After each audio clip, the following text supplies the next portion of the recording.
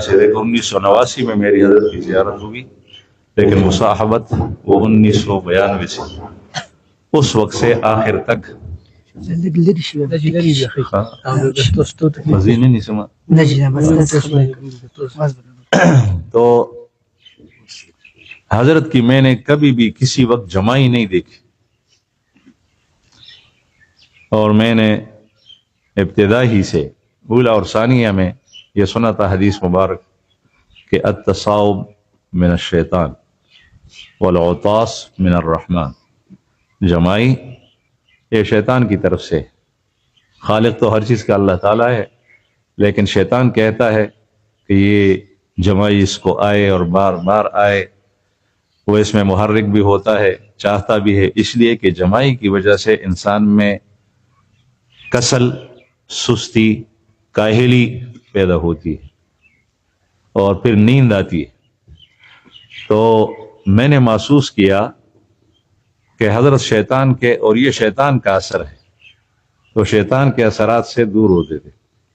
اور میں آپ کو حضرت کی ایک خفیہ بات بھی عرض کروں کہ رات کو سوتے میں آدھی رات کے وقت جب ہم سو جاتے تھے، کبھی کبھی حضرت کی لڑائی جیسی بہت شدت سے تیزی سے آواز نکالنا، چیخ، یہ سنتا تھا، میں اٹھتا تھا، تو میں سوچتا پہلی مرتبہ یہ چیز میں نے دیکھی مینا کے اندر، خیمے میں تھے ہم حضرت کے ساتھ، پھر بعد میں کئی بار میں نے دیکھا، تو ابتدا میں تو میں سوچتا تھا کہ پتہ نہیں کیا وجہ ہے، حضرت کو بہت تکلیف ہے، لیکن میں نے ایک دفعہ پوچھا تو حضرت نے ارشاد فرمایا کہ میری شیطان کے ساتھ لڑائی تھی، شیطان کے ساتھ لڑائی تھی۔ اور یہ بات مجھے حضرت نے پاتراک میں، شمالی دیر کے اندر، کوہستانی دیر کے اندر علاقہ ہے، وہاں ارشاد فرمائی، شیطان کے ساتھ میری لڑائی تھی، وہ مجھے دبانا چاہتا تھا، میں نے اس کو دبایا میں نے کہا تیری ایسی کی تیسی۔ تو شیطان کے ساتھ لڑائی، میں نے یہ بات فاہم کر لیا کہ یہ جمائی اس وجہ سے نہیں آتی۔ ایک دفعہ میں نے پوچھا، انہوں نے تو نہیں پوچھا ہوگا، مولانا زبیر شاہ صاحب نے، میں نے پوچھا کہ حضرت میں نے کافی عرصہ میں آپ کے ساتھ رہا، میں نے آپ کی جمائی نہیں دیکھی، تصاوب، تو مجھے کچھ ارشاد تو نہیں فرمایا لیکن مسکرائے، اور یہ جو خواب کے اندر ہوتا تھا اس کی تفصیل مجھے حضرت نے بتائی۔ تو معمولات کی پابندی سخت ہی ایسی کہ کرسی کبھی استعمال نہیں کی، میرے کمر کے اندر بھی تکلیف ہے بہت سخت، گردن میں بھی ہے، گھٹنوں کے اندر بھی ہے، گھٹنوں کا تو بعد میں شروع ہوا، لیکن کمر کی تکلیف کافی عرصہ سے ہے۔ تو کمر کی تکلیف کی وجہ سے کھڑے ہونا مشکل ہوتا ہے، اور سخت جگہ پہ بیٹھنا بغیر تکیے کے، ٹیک لگائے بغیر، یہ مشکل ہوتا ہے۔ تو حضرت سے حیا آتی تھی کربوغ شریف آ کر یہاں پر جو ہے وہ کرسی پہ بیٹھوں یا تکیا ابتدا کے اندر، تو حضرت فرماتے تھے، حضرت بھانپ لیتے تھے کہ اس کو تکلیف ہے، حضرت فرماتے ہیں اللہ نے عزت دی ہے تو قبول کرو نا، تکیا لے لو، کرسی پہ بیٹھ جاؤ، خود نہیں بیٹھتے تھے آخر تک۔ ابھی اسپتال کے اندر اس بیماری میں، مرض الوفات کے اندر، حضرت کو 2 آدمیوں نے سہارا دیا اور تہجد کی نماز پڑھی، اتنی سختی فرماتے، مسائل بتلانے میں اتنی آسانی فرماتے کہ اس کا واقعہ ہے کہ غالباً 2009 یا 2010 کے اندر ہم حج پہ گئے، تو حضرت رحمہ اللہ وہ کسی اور وہ حج گروپ میں گئے، میں دوسرے کے اندر گیا، پھر حضرت نے حج کے وہاں پہنچ کر حرم شریف میں ارشاد فرمایا کہ تم ہمارے ساتھ رہو، تو میں نے عرض کیا کہ حضرت میں آؤں گا لیکن پوری طرح کے ساتھ مشکل ہے، اس لیے کہ وہ لوگ وہاں کچھ پوچھتے ہیں، ان کی کچھ تمنائیں ہوتی ہیں کہ ہمیں یہ دکھاؤ، یہ کرو، ہمیں صحیح طریقہ وہ بتاؤ، پھر وہ ناراض ہو جائیں گے جو حاجی ہیں۔ تو بہرحال حضرت کے ساتھ رہا، اور خصوصاً اس حج کے اندر پورا حج ادا کرنے میں، یعنی مینا، عرفات، مزدلفہ اور یہ جمرات، رمی، اس میں حضرت کے ساتھ، تو حضرت کی عادت تھی کہ قریب کوئی ہو تو حضرت قضاء حاجت اپنی ضرورت کے لیے لوگوں کے قریب نہیں بیٹھتے تھے. وہ بیت الخلا اور غسل خانہ جس کے باہر لوگ کھڑے ہوں اس کو نہیں استعمال کرتے تھے. حالانکہ حج کے موقع پر ایک ایک بیت الخلا میں کے سامنے کبھی کبھی 32-35 آدمیوں کی لائن لگی ہوئی ہوتی تھی. ہم نے دیکھا ابھی تو زیادہ ہیں الحمدللہ. تو حضرت نے مجھے فرمایا کہ میں یہاں نہیں بیٹھتا. مینا کے اندر خیمے کے اندر تھے, ضرورت تھی حضرت کو, مجھے بھی, ہم ساتھ نکلے. تو حضرت نے فرمایا کہ میں تو یہاں نہیں بیٹھتا, چلو تم بھی میرے ساتھ چلو, دور جاتے ہیں.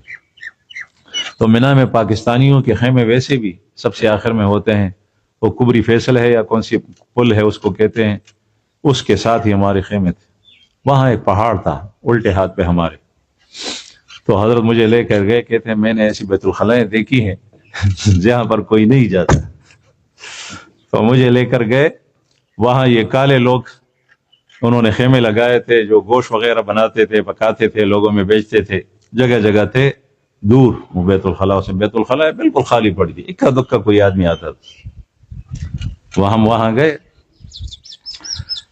میں جب اندر گیا تو میں نے دیکھا میرے کپڑوں کے اوپر جو ہے وہ خون لگا ہے, اور بہت زیادہ خون لگا ہے شلوار کے اوپر. میں حیران تھا, پریشان ہو گیا. حج ہم نے کیا ہے اور یہ میرے خیال میں 11ویں ذی الحجہ کی تاریخ تھی. تو میں نے کہا یہ خون کہاں سے آیا؟ اگر اور دبے لگے ہوئے ہیں, نہ کوئی درد ہے, نہ تکلیف ہے, نہ پھوڑا ہے, کچھ بھی نہیں. میں نے کہا اگر خون لکھنا ہے, اور میں نے اسی میں طواف زیارت بھی ہم نے کر لیا تھا. پھر طواف زیارت کرنے کے بعد حضرت نے فرمایا تھوڑا وہ چلو اپنے کمروں میں, پھر وہاں ضرورت کی چیزیں لے کر پھر مینا چلتے ہیں. پھر مینا جب آیا تو پھر صبح یہ چیز دیکھی 11ویں ذی الحجہ کو, اور خون کافی تھا. میں سوچ رہا تھا کہ کہیں میں قربانی کا گوشت بھی ہم ساتھ لے کر گئے تھے پکانے کے لیے. حضرت نے فرمایا ساتھیوں کو کہ اس کو پکاؤ, اس کے اوپر بیٹا ہوں, یا میں کسی دوسری جگہ جو ہے وہ انتظار کر رہا تھا گاڑی کا, وہاں بیٹا ہوں, نیچے خون تھا اس لیے کہ قربانی ہوئی تھی. تو یہ پریشان تھا. میں نے کہا لیکن کسی جگہ میں نے ایسا نہیں دیکھا کہ میں کسی جگہ گوشت پر یا خون پر بیٹھا ہوں. تو مجھے یہ خدشہ تھا. پھر بعد میں مجھے پتہ چلا کہ یہاں یہ چلنے پھرنے سے وہاں حج کے اندر جو ہے وہ کچھ دانے نکل آتے ہیں. تو چلنے پھرنے اور حرکت کرنے سے درد کچھ بھی نہیں ہوتا تھا, وہ دانے پھٹ گئے تھے چھوٹے چھوٹے, اس کا خون. مجھے پتہ چلا. میں نے پھر پریشان ہوا, اس میں نے طواف زیارت کیا ہے, پتہ نہیں میرا حج ہوا یا نہیں ہوا. حضرت نے فرمایا, میں نے حضرت سے پوچھا کہ حضرت مسئلہ یوں ہے. تو حضرت نے جب باہر نکلے حضرت نے فرمایا کہ امام صاحب کے شاگردوں کے قول پر عمل کیوں نہیں کرتے کہ جس وقت سے دیکھا ہے بس یوں سمجھو کہ ابھی لگائے گی. باقی جتنے بھی کام تم نے کیے ہیں وہ پاک حالت میں کیے ہیں, اس میں کوئی خون شون نہیں تھا. مجھے اتنی آسانی ہوئی, دل ایسا خوش ہو گیا, اس لیے کہ پورے حج کا مسئلہ. تو مسئلے مسائل کے اندر بہت آسانی فرماتے تھے, بہت آسانی. قصر نماز میں, سفر کے اندر نماز کو مختصر کرنے میں, اور یہ ساری چیزیں تو سہولت ساتھیوں کے اوپر فرمایا کرتے تھے. بس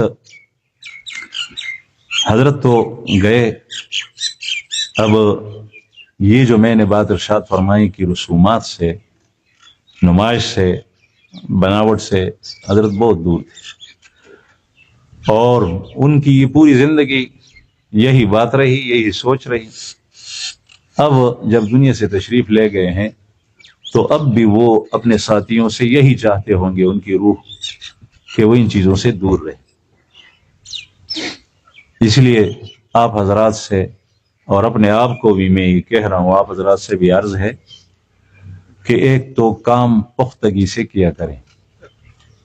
دوسری بات, اس کام کی مضبوطی اور اس کی بنیاد جو بنتی ہے وہ اپنے تزکیے اور معمولات پر پابندی سے بنتی ہے. مجھے سن 1992 میں جب حضرت نے بیعت کرایا تو خطوط و کتابت کا سلسلہ رہا. میں کراچی میں ہوتا تھا, حضرت کربوغ شریف میں ہوتے تھے.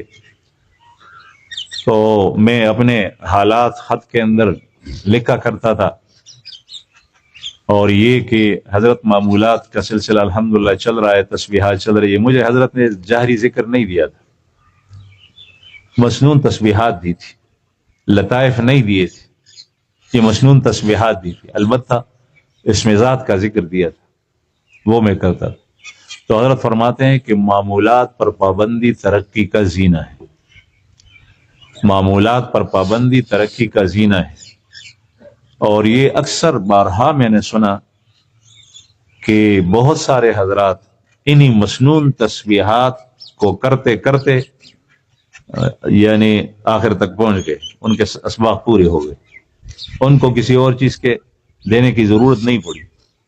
اس لیے حضرت نے جو پرچی چھپوائی ہے اس کے اوپر لکھا ہے ابتدائی اور دائمی معمولات، اور مجھے بارہا یہی ارشاد فرمایا کہ یہ ابتدائی بھی ہیں اور دائمی بھی ہیں، یعنی آدمی کو اگر اجازت بھی ملے اپنے شیخ کی طرف سے، خلافت بھی ملے، تو وہ ان معمولات کو نہ چھوڑے۔ تو عرض یہ ہے، اپنے آپ کو کہہ رہا ہوں، آپ حضرات سے بھی درخواست ہے کہ جو حضرات حضرت سے وابستہ ہیں، چاہے صرف بیعت کی صورت میں ہے یا خلافت و اجازت کی صورت میں ہے، اپنے معمولات کی پابندی کر لیا کریں، تکلفات سے دور تھے۔ ابھی تھوڑی دیر پہلے ہمارے مخدوم مولانا زین الدین چغرزئی صاحب سے